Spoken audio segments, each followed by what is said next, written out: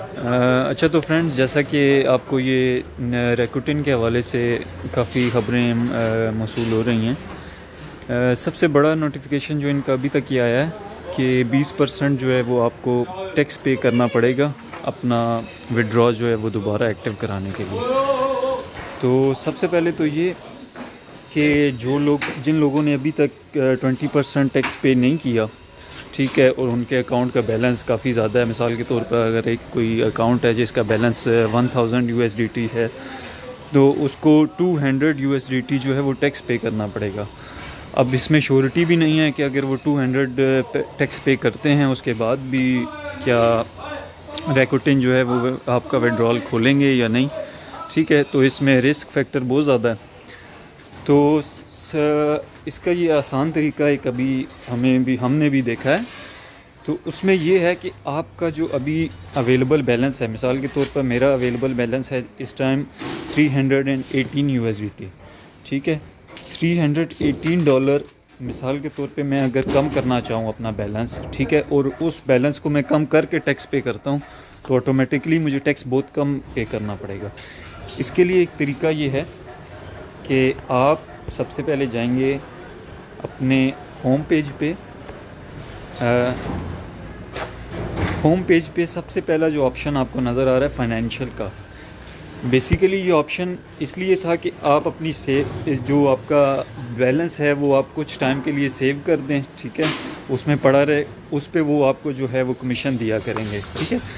अगर आप अपने 318 यूरो, जिस तरह मेरे अकाउंट में 318 यूरो हैं, मैं मिसाल के तौर पे 300 यूरो इसको मैं सेव कर देता हूँ। 300 यूरो मैंने इसमें अमाउंट डाली और इसको ट्रांसफ़र इनटू कर दिया, ठीक है।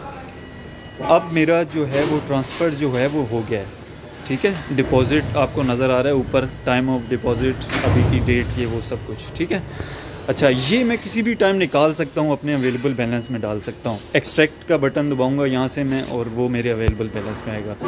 अभी आप देख रहे हैं मेरी टोटल एसेट्स में इससे ये बैलेंस चला गया है। मेरा टोटल एसेट्स जो है वो सिर्फ 18.58 बैलेंस रह गया है मेरा, ठीक है।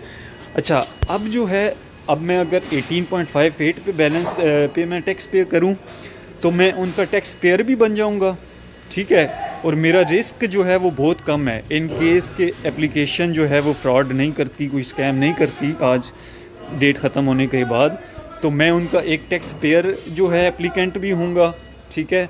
मेरा जो है विड्रॉल भी चल रहा होगा, ठीक है। और मैं ये जो दूसरा मेरा बैलेंस है फाइनेंशियल में मैंने सेव किया हुआ है, ये मैं किसी भी टाइम ट्रांसफ़र इनटू करके, अच्छा, तो ये मैं अपना 300 बैलेंस में किसी भी टाइम ट्रांसफ़र आउट करके यहाँ पर मैं एंटर करूँगा अपनी अमाउंट। मिसाल के तौर पे अभी मैं एंटर करता हूँ 300, ट्रांसफ़र आउट, एक्सट्रैक्ट।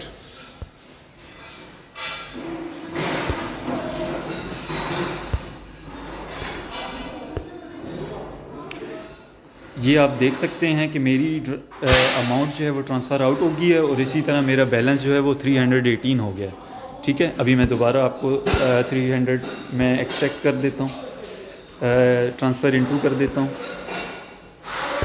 ठीक है। दोबारा से मेरा बैलेंस 18.58 रह गया, ठीक है। तो मकसद ये है कि हम अपना अवेलेबल बैलेंस अभी जो है उनको कम शो करें, उस पर टैक्स पे करें। आप अभी जिस तरह मैं अगर 18.58 का उन्हें मैं सिंपल उनकी व्हाट्सएप नंबर पे जाके उन्हें मैसेज करूं कि भाई मेरा आप टैक्स कैलकुलेट करें, तो वो मेरा टैक्स कैलकुलेट करेंगे 18.58 पे, ठीक है। वो फिर आप टैक्स पे कर सकते हैं, थोड़ी सी अमाउंट बनेगी, वो आप टैक्स पे करें और टैक्स पेयर एप्लीकेंट बन जाएं, ठीक है।